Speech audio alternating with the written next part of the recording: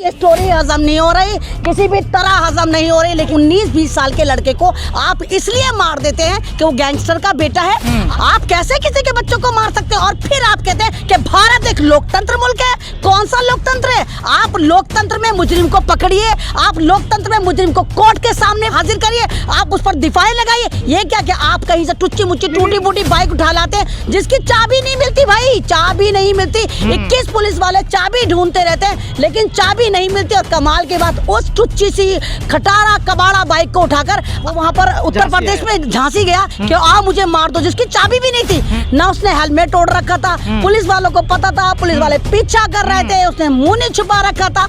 तो भैया ये हिस्ट्री हजम नहीं हो रही, ये स्टोरी हजम नहीं हो रही, किसी भी तरह हजम नहीं हो रही। लेकिन हाँ, एक बात मैं कहना चाहूँगी कि जुर्म का अंजाम बहुत बुरा होता है। आज आप देखिए कि आज अतीक की वजह से पूरी फैमिली एक सफ़र कर रही है, पूरी फैमिली बर्बाद हो गई, 4 बेटे उसके जेल में हैं। तो यही कि इंसान अगर दुनिया में आया है, अल्लाह ने आपको अशरफुल मखलूक़ात बनाकर भेजा है, तो आप अपने उन बच्चों की भी फिक्र करें जो आपकी पहचान है, जो आपकी वजह से आज मर रहे हैं। आप देखिए 21 साल का बच्चा मार दिया गया। योगी आदित्यनाथ ने विधानसभा में ये कहा था कि मिट्टी में मिला दूंगा माफियाओं को।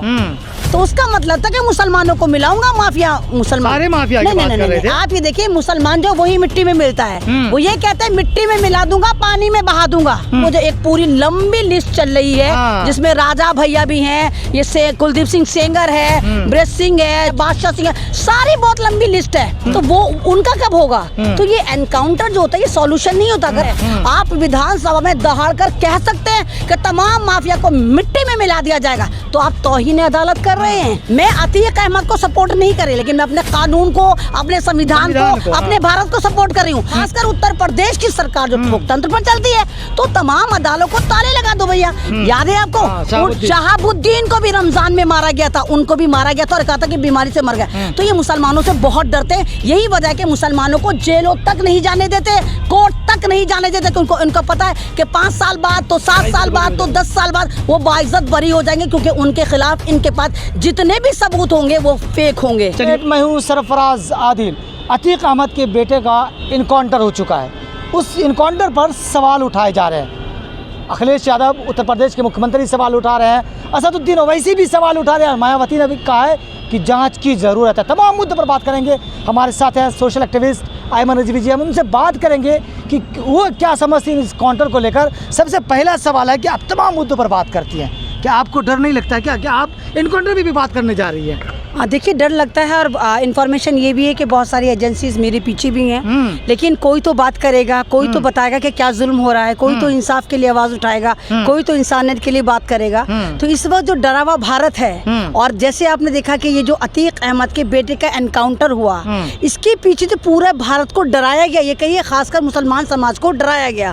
तो वहाँ अभी तक बहुत ज़्यादा आवाज़ें नहीं निकली, 1-2 ट्वीट हुए हैं। लेकिन हम ये चाहते हैं, हम इस पक्ष में नहीं, हम अतीक अहमद को सही नहीं कह रहे, हम ये नहीं कह रहे कि उत्तर प्रदेश की जो सरकार है वो गलत कर रही है या बहुत उसने कुछ ऐसा काम करा है। इससे पहले भी तमाम सरकारें काम करती चली आई हैं। लेकिन सवाल ये उठता है, जिस तरह आपको याद होगा योगी आदित्यनाथ ने विधानसभा में ये कहा था कि मिट्टी में मिला दूंगा माफियाओं को, तो उसका मतलब था कि मुसलमानों को मिलाऊंगा माफिया, मुसलमान सारे माफिया की बात कर रहे थे। आप ये देखिए मुसलमान जो वही मिट्टी में मिलता है, वो ये कहते हैं मिट्टी में मिला दूंगा, पानी में बहा दूंगा।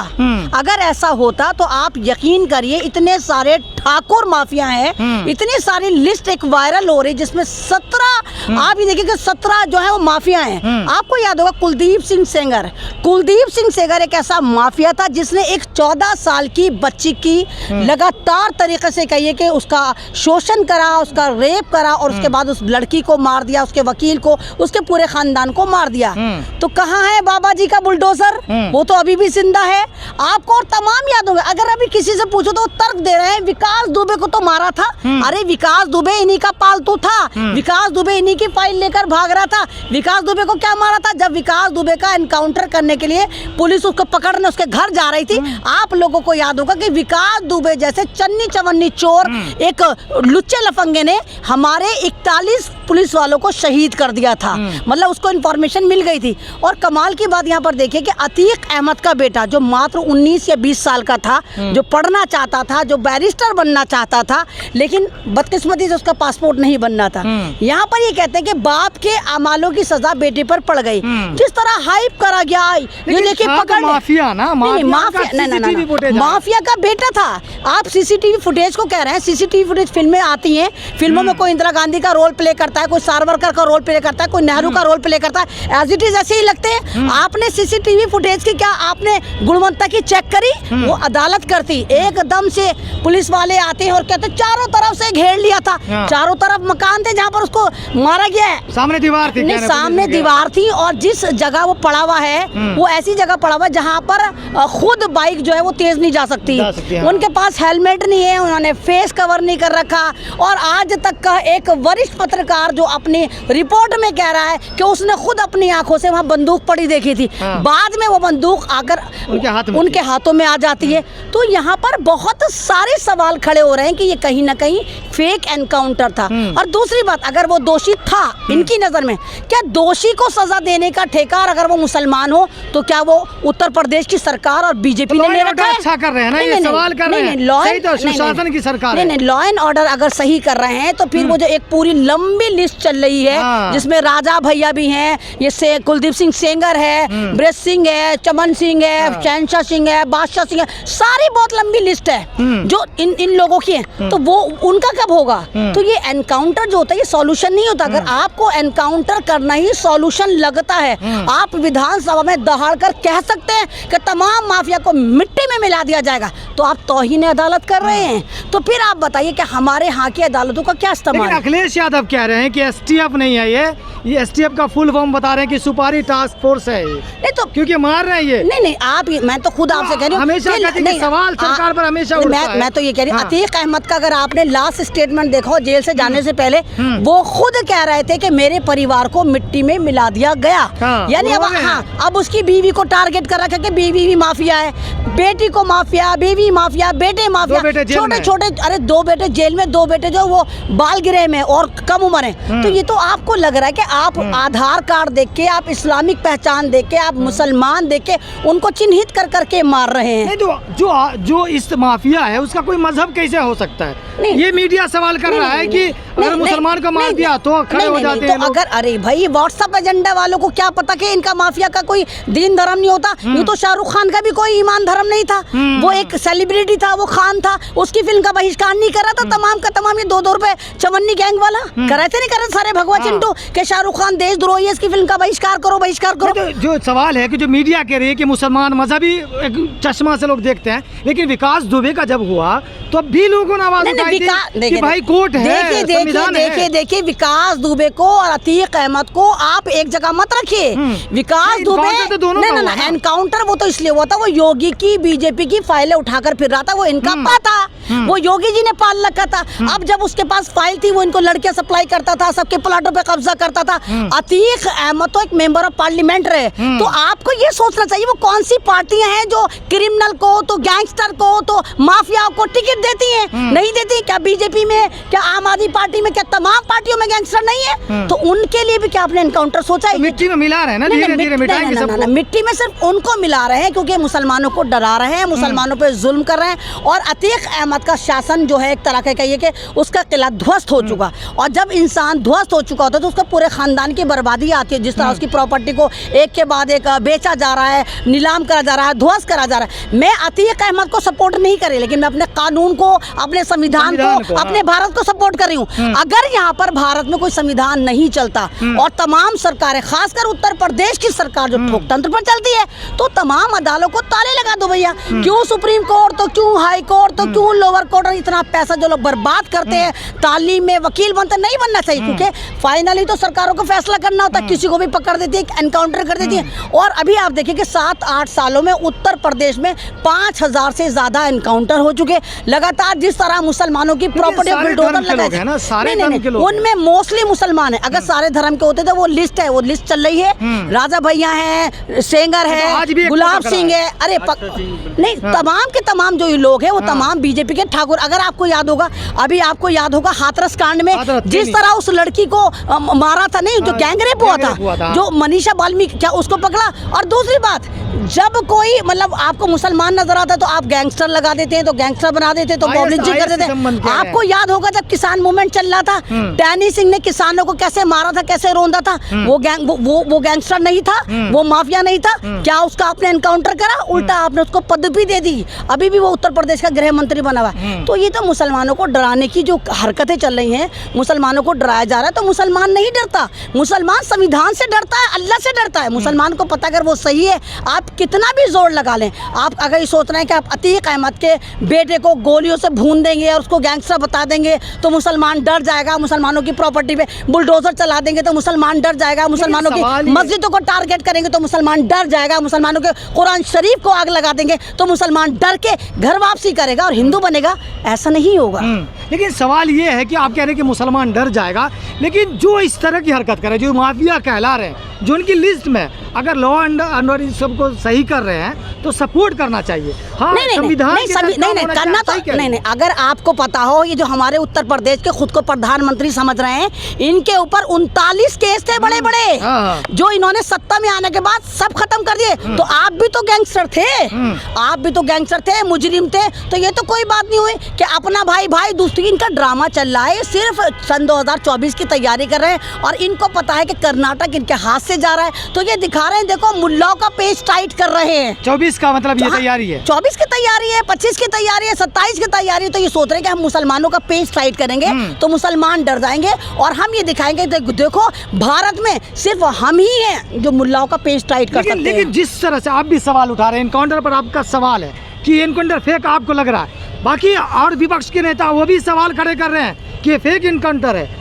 तो अगर इस तरह की बातें होंगी, जो टास्क फोर्स फिर अपना काम करना छोड़ देंगे। नहीं, आपको अगर याद हो, हैदराबाद में एक लड़की का गैंगरेप हुआ था, वहाँ भी पुलिस ने आनन फानन 4 लोगों को जाकर उनको एक तरह से कहीं एनकाउंटर करके मार दिया था। बाद में पता चला फेक एनकाउंटर है। मैं ये नहीं कह रही कि अतीक अहमद को मैं बाइज्जत बरी कर रही हूँ, मैं ये नहीं कह रही कि अतीक अहमद का बेटा मुजरिम नहीं था। हो सकता है, जब तुम कह रहे हो भी सकता हो, लेकिन हाँ, लेकिन आप उसको पकड़ सकते थे। और मुझे तो लग रहा कि आपने पहले ही से उसको पकड़ रखा था, आपने सही जगह चुन के वहाँ उसको मार के ले जाकर डाल दिया। ये भी कह रहे हैं जिस तरह से अतीक को डर सता रहा था कि उनका एनकाउंटर हो जाएगा, लेकिन उनका एनकाउंटर इसलिए नहीं हुआ क्योंकि मीडिया का कैमरा हमेशा उनको फोकस कर रही थी, चाहे वो पेशाब कर रहे हो या जहाँ भी जा रहे हो, एक एक हरकत मीडिया उनके कैमरा में कैद कर रही थी। देखिए, ये मौका नहीं मिला। देखिए अगर यहाँ पर असद मारा गया है, असद का फेक एनकाउंटर करा गया है, इसके पीछे टोटल का टोटल हिंदुस्तान का मीडिया जिम्मेदार है। जिस तरह वो ट्रायल दे रहा था, अगर वो अतीक अहमद पर दे रहा था, वो असद पर भी देता, वो असद को भी दिखाता कि असद का है, असद के पीछे भी कैमरे चलने चाहिए थे। तो इन तमाम असद की मौत का जिम्मेदार जो है वो भारत का मीडिया है, जिसको हम लोकतंत्र का चौथा स्तंभ कहते हैं। असद को आप मुजरिम कह रहे हैं, कोई सबूत नहीं है। अभी वो सीसीटीवी कैमरा फुटेज है, वो ये भी नहीं मालूम कि वो शूटिंग करके बनाया गया है, अभी अदालत में केस नहीं गया। आप असद का वो पहला जुर्म था, वो खानदानी मुजरिम तो था नहीं कि वो जुर्म पे जुर्म करता चला रहा था। और अगर आप असद की हिस्ट्री जाकर निकालते हैं, वो अपने जमाने का जबरदस्त तरीके से ब्रिलियंट स्टूडेंट रहा है। मात्र 19-20 साल के लड़के को आप इसलिए मार देते हैं कि वो गैंगस्टर का बेटा है। अगर मैं गैंगस्टर हूं तो क्या मेरे बच्चों को मारा जाएगा?